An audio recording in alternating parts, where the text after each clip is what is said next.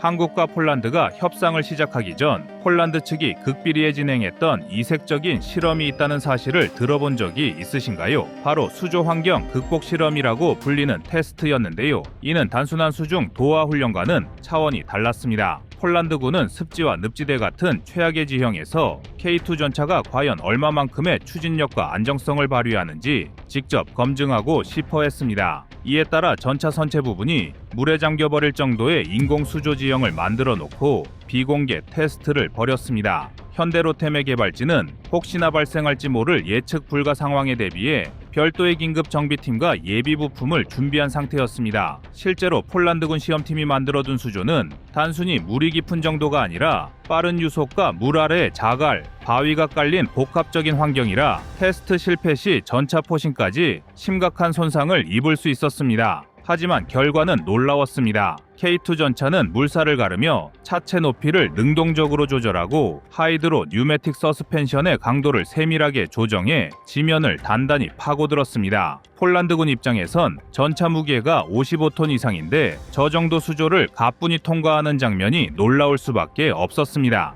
이 테스트가 후일 폴란드군 관계자들이 칠륜 보기륜 요구에서 한 발 물러서는 계기가 되었습니다. 실제로 이 테스트 이후 폴란드군 장성들은 자신들이 우려했던 습지 운영 문제는 생각보다 심각하지 않을 수 있겠다고 긍정적 반응을 보였을 정도입니다. K2 전차의 폴란드 수출 버전, 즉 K2PL 사업에 대한 숨겨진 비하인드 스토리와 한국, 폴란드 양국 간의 복잡한 협상 과정을 제대로 전달한 매체는 그리 많지 않습니다. 이미 한국 사람들은 K2 전차의 기본 성능이나 대한민국 방산 기술력에 대해서는 익히 알고 계실 텐데요. 하지만 이번에는 그 중에서도 사람들이 쉽게 접근하지 못했던 극비 테스트나 폴란드 내부에서 벌어진 우려와 갈등 등에 조금 더 집중해볼까 합니다. 그래서 준비했습니다. 오늘은 대한민국의 K2 전차가 유럽에서 극찬을 받고 있는 이유에 대해 알아보겠습니다.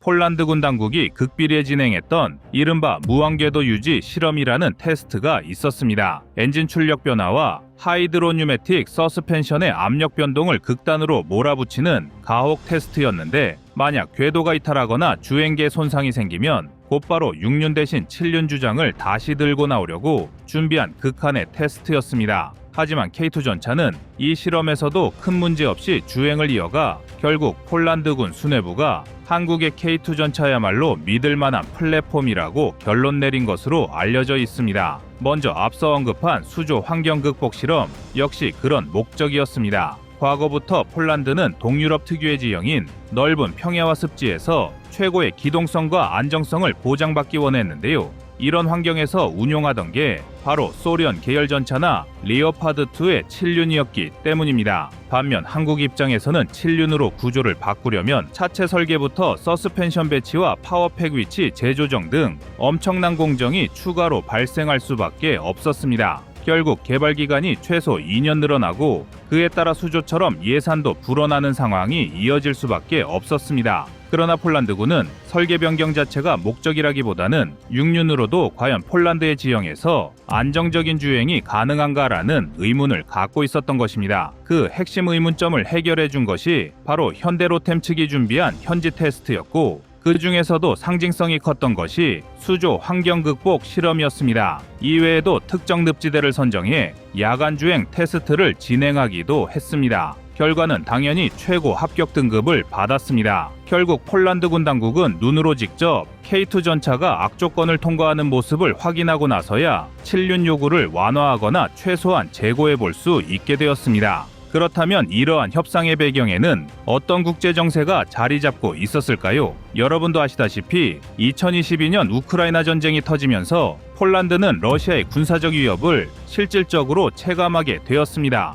냉전 시절에도 폴란드는 소련의 영향권 아래 있었기 때문에 과거의 경험이 주는 위기감이 다른 서유럽 국가들보다 훨씬 더 컸습니다. 기존에 운용하던 레오파드2 전차로는 더 이상 미래 전장을 대비하기 어렵다는 내부 평가가 나왔고 빠른 시일 내에 전차 전력을 대폭 확충해야 한다는 요구가 자연스럽게 제기되었습니다. 문제는 독일이나 프랑스 등 주요 유럽 국가들이 방산계약 체결에서 납품까지 시간이 오래 걸린다는 점입니다. 더군다나 전 세계 무기 시장이 혼란에 빠지면서 어떤 무기를 사더라도 생산 라인 확보부터 인도 시기까지 최소 수년이 걸리는 상황이었습니다. 이런 가운데 한국의 K2 전차는 이미 양산 체제가 확립되어 있고 한국의 신속납기라는 엄청난 장점을 내세울 수 있었습니다. 여기서 폴란드가 대규모 도입을 결정하는 데에 있어 한국이 독보적인 매력을 가진 것은 당연해 보이는데요. 이에 폴란드는 2022년 8월 한국 현대로템과 약 4조 5천억 원 규모의 1차 계약을 체결하여 K2 전차 180대를 우선 구매하기로 결정했습니다.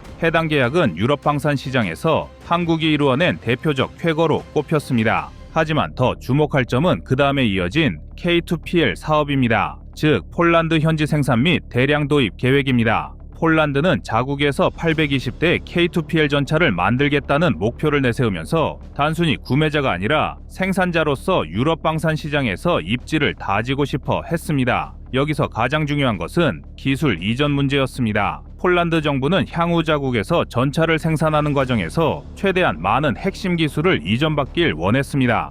구체적으로는 능동형 방호 체계와 고성능 화력 제어 시스템이었습니다. 그리고 첨단 복합 장갑 기술 등도 나중에 추가됐는데요. 사실 이런 기술 모두는 한국이 보유하고 있는 민감한 군사 기술이 대상이었습니다. 한국 입장에서는 이러한 기술이 자칫 잘못 유출되면 안보상으로도 타격이 크고 방산 시장에서의 경쟁력도 손상될 수 있으므로 절대 쉽게 양도할 수 있는 문제가 아니었습니다. 이 과정에서 폴란드 측은 유럽의 신흥 전차 생산국이 되고 싶다는 명분을 앞세워 현지화 비율 80% 이상을 요구했습니다. 이는 사실상 설계와 연구 개발을 제외한 대부분의 생산 공정을 폴란드에서 하고 싶다는 뜻이나 마찬가지였습니다. 그러나 한국은 폴란드의 이런 요구를 현실적으로 불가능하다고 판단하여 반대했고 양측은 수차례 협상을 벌여야 했습니다. 결국 일부 핵심 기술은 한국에서 완제품으로 납품하는 방식으로 통제하고 폴란드에서는 조립과 비민감 부품 생산을 담당한다는 절충안이 도출되었습니다. 그런데 사업이 커질수록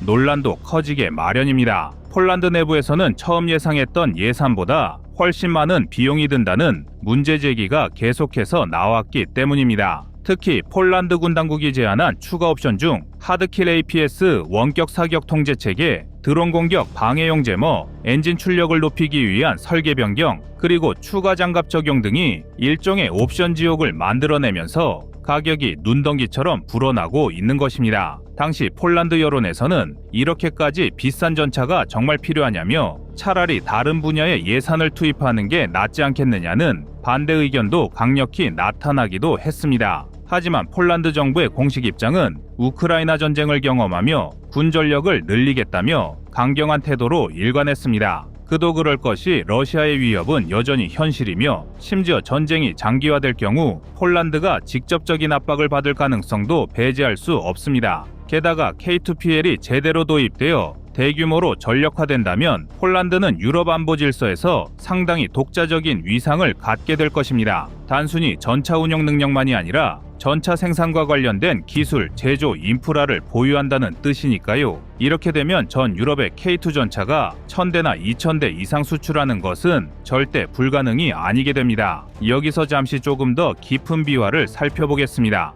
앞서 언급된 수조 환경 극복 실험 외에도 폴란드와 한국이 극비리에 진행했던 레오파드2와의 직접 비교 테스트가 있었는데요. 폴란드 육군은 레오파드2를 이미 다수 운용하고 있었고 이 전차가 얼마나 훌륭한지 잘 알고 있었습니다. 그러나 러시아의 최신 전차나 미래 전장을 대비하기 위해서는 레오파드2보다 더 강력한 전차가 필요했습니다. 이에 따라 K2와 레오파드2가 동일한 코스를 달리며 동일한 표적을 사격하고 동일한 방식으로 방호력을 실험하는 시나리오가 마련되었는데요. 즉 사격 정확도와 표적 확인 속도, 주포 재장전 속도, 엔진 회전력, 험지 통과 능력 등 다양한 지표가 평가 대상이었습니다. 그런데 여기서 누구도 예상 못한 반전이 일어났습니다. 한국의 전차가 생각보다 여러 항목에서 우세한 결과를 보여줬기 때문입니다. 특히 K2가 가진 자동장전 시스템, 첨단 화력 통제 능력, 그리고 지형에 따라 서스펜션을 변형해 주행 성능을 최적화할 수 있는 점이 폴란드 육군에게 큰 장점으로 다가왔습니다.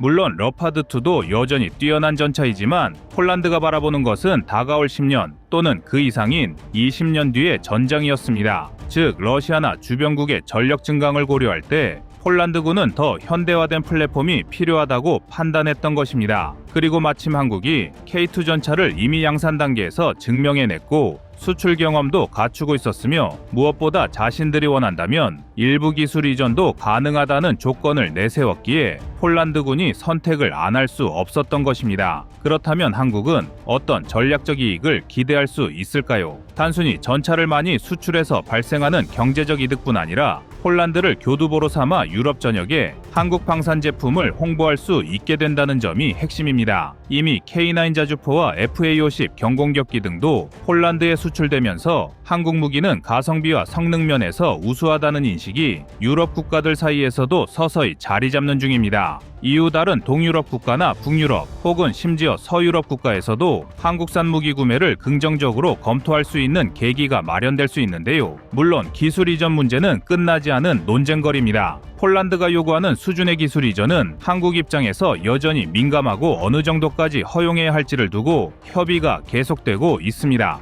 거기에 예산 문제가 얽히면서 폴란드가 계획한 820대 전량을 모두 도입할 수 있을지 혹은 일부 물량을 줄이거나 옵션을 조정할지 여부가 여전히 불투명한 상태입니다. 하지만 그럼에도 불구하고 K2PL 사업은 폴란드와 한국 모두에게 커다란 상징성을 갖습니다. 폴란드는 군 현대화를 가속화하고 자국 방산 산업을 발전시키는 동시에 유럽 안보 지형에서 자기 목소리를 높이려 합니다. 반면 한국은 방산 분야에서 새로운 수출 시장을 개척하고 우수한 기술력을 전 세계에 각인시킴으로써 더욱 폭넓은 기회를 얻을 수 있습니다. 양국 간 협상 과정에서 갈등도 있고 변수도 많지만 궁극적으로는 윈윈을 목표로 하고 있다는 점에서 K2PL은 앞으로도 한동안 세계적인 관심을 받을 것입니다.